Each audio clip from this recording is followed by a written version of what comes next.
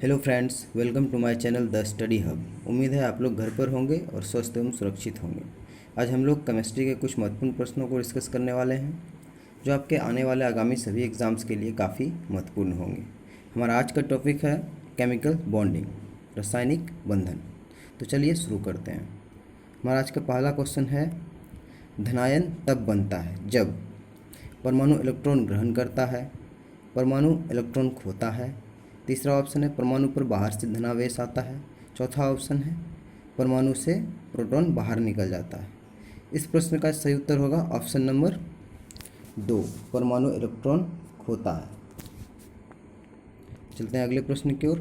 हमारा अगला प्रश्न है, ऋणायन तब बनता है जब परमाणु इलेक्ट्रॉन ग्रहण करता है, दूसरा परमाणु इलेक्ट्रॉन खोता है, तीसरा ऑप्शन परमाणु पर बाहर से धनावेश आता है, चौथा ऑप्शन परमाणु से प्रोटॉन बाहर निकल जाता है। तो इस प्रश्न का सही उत्तर होगा ऑप्शन नंबर 1, परमाणु इलेक्ट्रॉन ग्रहण करता है। जब परमाणु इलेक्ट्रॉन ग्रहण करता है तब उस पर ऋणायन बनता है। इस प्रश्न का सही उत्तर हो जाएगा ऑप्शन नंबर 1। हमारा अगला प्रश्न है, आयनों से बने हुए यौगिक का सामान्य नाम क्या है? विद्युत संयोजक, दूसरा ऑप्शन है सहसंयोजक, तीसरा है उपसहसंयोजक, चौथा ऑप्शन है इनमें से कोई नहीं। इस प्रश्न का सही उत्तर हो जाएगा ऑप्शन नंबर 1, विद्युत संयोजक।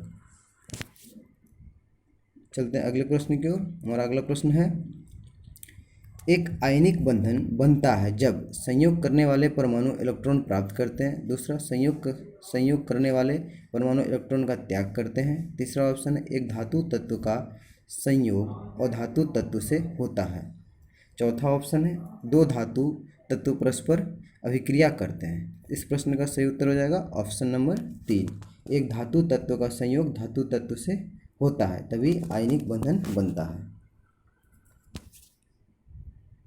हमारा अगला प्रश्न है, विद्युत संयोजक बंध बनता है। पहला ऑप्शन है धनाविष्ट आयनों के बीच, दूसरा ऑप्शन है ऋणाविष्ट आयनों के बीच, तीसरा ऑप्शन है विपरीत अवशिष्ट आयनों के बीच, चौथा ऑप्शन है इनमें से कोई नहीं। इस प्रश्न का सही उत्तर हो जाएगा ऑप्शन नंबर 3, विपरीत अवशिष्ट आयनों के बीच विद्युत संयोजक बंध बनता है। हमारा अगला प्रश्न है, निम्नलिखित यौगिकों में से किसमें आयनिक बंध नहीं है? पहला ऑप्शन है पोटेशियम, दूसरा सोडियम क्लोराइड, तीसरा कैल्शियम क्लोराइड, चौथा मीथेन।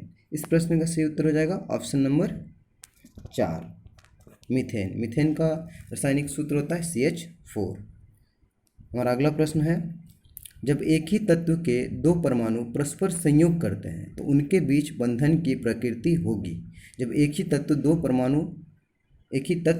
परमाणु परस्पर संयोग करते हैं तो उनके बीच बंधन की प्रकृति कैसी होती है? पहला ऑप्शन है आयनिक बंधन, दूसरा सहसंयोजक बंधन, तीसरा ध्रुवीय सहसंयोजक बंधन, चौथा अध्रुवीय सहसंयोजक बंधन। तो इस प्रश्न का सही उत्तर हो जाएगा ऑप्शन नंबर 4, अध्रुवीय सहसंयोजक बंधन। हमारा अगला प्रश्न है, मीथेन अणु में है पहला द्विसंयोजक बंधन, दूसरा त्रिसंयोजक बंधन, तीसरा सहसंयोजक बंधन,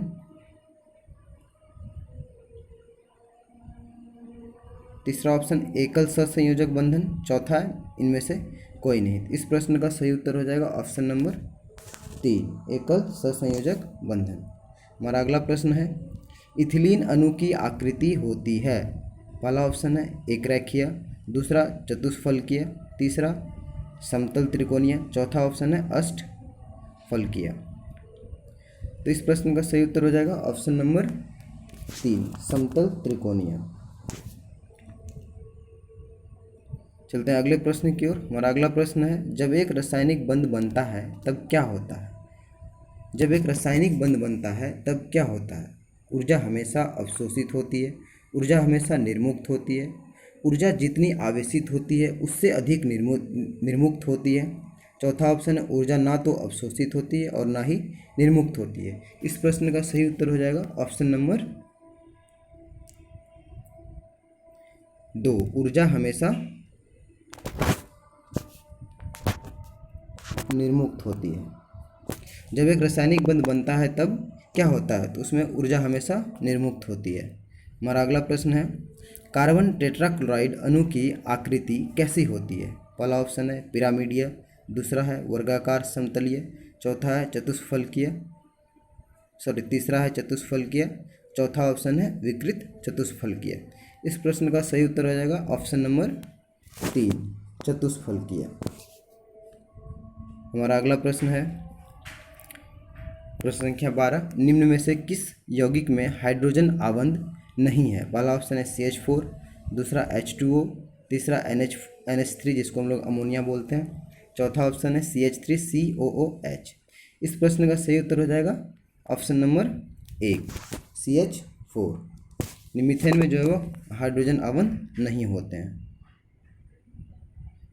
हमारा अगला प्रश्न है, जल का अधिक क्वथनांक का क्या कारण है। जल का अधिक क्वथनांक होने का क्या कारण है। पहला ऑप्शन है इसकी अधिक विशिष्ट ऊष्मा, इसका अधिक डाई इलेक्ट्रिक स्थिरांक, तीसरा ऑप्शन है जल के अणुओं का कम योजन, चौथा ऑप्शन है जल के अणुओं में हाइड्रोजन आबंधन। इस प्रश्न का सही उत्तर हो जाएगा ऑप्शन नंबर 4।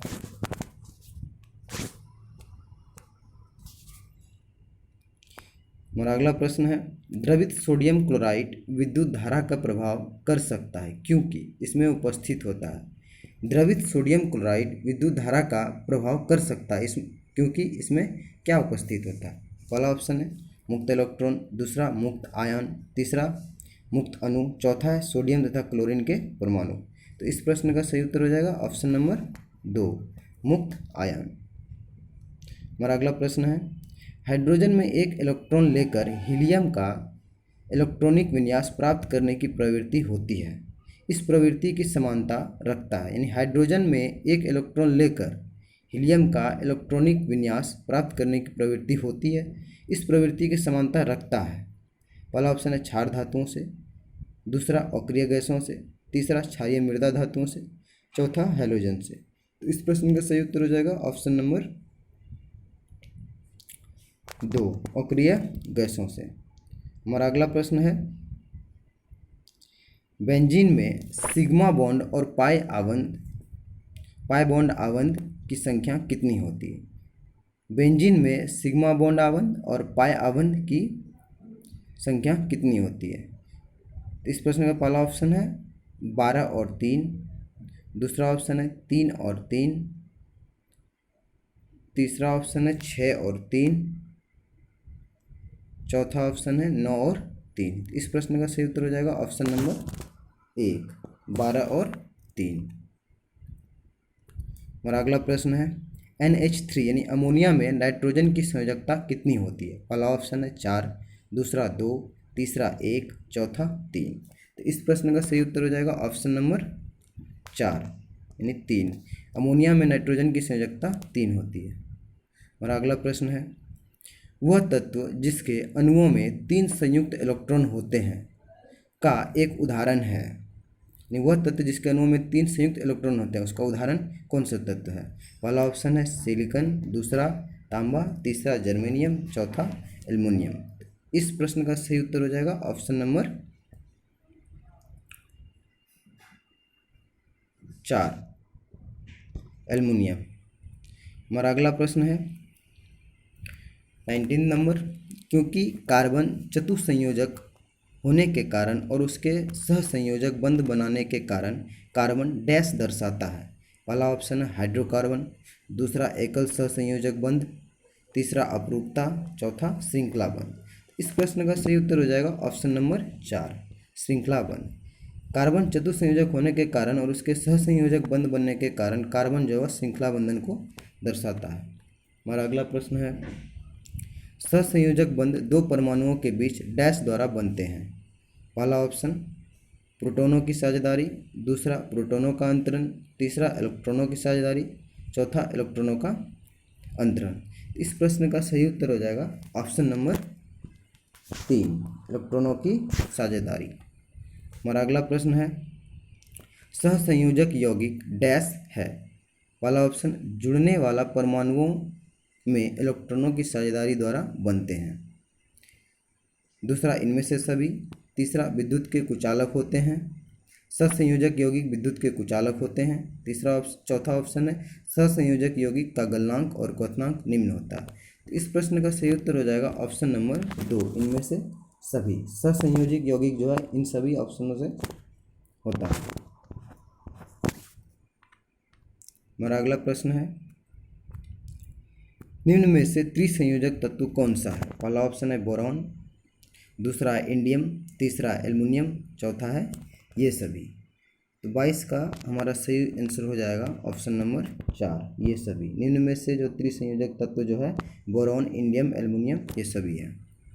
हमारा अगला प्रश्न है, फास्फोरस के एक परमाणु में कितने संयोजक इलेक्ट्रॉन होते हैं?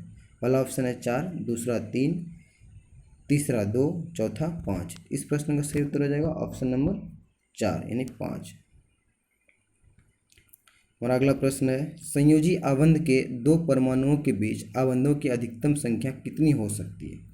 पहला ऑप्शन है 1, दूसरा 3, तीसरा 2, चौथा 4। तो इस प्रश्न का सही उत्तर हो जाएगा ऑप्शन नंबर 2 यानी कि 3। हमारा अगला प्रश्न है, डैश इलेक्ट्रॉनों की संख्या N2 में आबंध बनाने में भाग लेते हैं। कितने इलेक्ट्रॉनों की संख्या N2 में आबंध बनाने में भाग लेते हैं? तो इस प्रश्न का सही उत्तर हो जाएगा पहला ऑप्शन है 4, दूसरा 2, तीसरा 6, चौथा 3। इस प्रश्न का सही उत्तर होगा ऑप्शन नंबर 3 यानी 6। हमारा अगला प्रश्न है, परिवर्तनीय संयोजकता डैश दर्शाते हैं। पहला ऑप्शन है संयोजी इलेक्ट्रॉनों से, दूसरा संक्रमण तत्वों से, तीसरा समूह तत्वों से, चौथा क्षारीय तत्वों से। तो इस प्रश्न का सही उत्तर हो जाएगा ऑप्शन नंबर 2, संक्रमण तत्वों से। हमारा अगला प्रश्न है, बड़े परमाणुओं वाले तत्वों से बने बंध डैश होते हैं।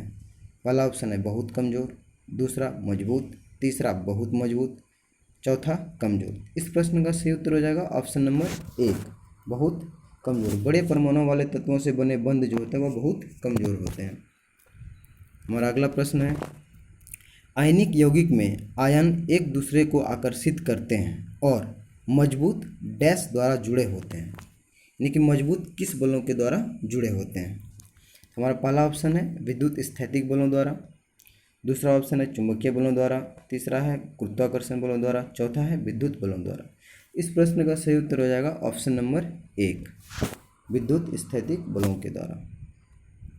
अगला प्रश्न है, ऑक्सीजन के सापेक्ष क्लोरीन की संयोजकता है। पहला ऑप्शन है 4, दूसरा 5, तीसरा 2, चौथा 7।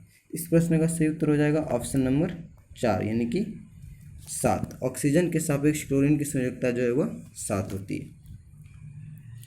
हमारा अगला प्रश्न है और इसे इस वीडियो का अंतिम प्रश्न है, तो निम्न में से रैखिक संरचना वाला अणु कौन है? पहला CO2, दूसरा NO2, तीसरा SO2, चौथा SiO2। तो इस प्रश्न का सही उत्तर हो जाएगा ऑप्शन नंबर 1, CO2। इस तरह के प्रश्नों का प्रतिदिन टॉपिक वाइज अभ्यास करने के लिए हमारे चैनल द स्टडी हब को सब्सक्राइब करें और बगल में लगे प्रेस आइकन को दबा दें, जिससे हमारे आगे की आने वाली सभी वीडियो का नोटिफिकेशन आप लोगों तक पहुंच पाएँ। अगर आप लोगों को हमारी वीडियो पसंद आई हो तो प्लीज़ लाइक करें और शेयर करें। धन्यवाद। जय हिंद, जय भारत।